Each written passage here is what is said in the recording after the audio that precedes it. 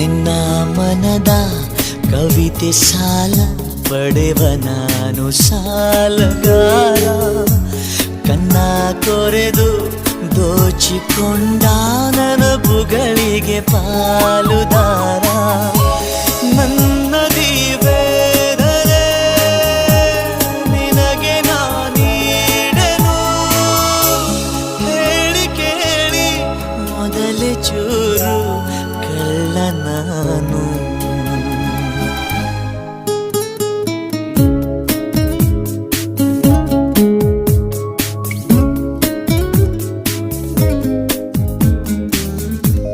ಮಿಂಚಾಗಿ ನೀನು ಬರಲು ನಿಂತಲ್ಲಿಯೇ ಮಳೆಗಾಲ.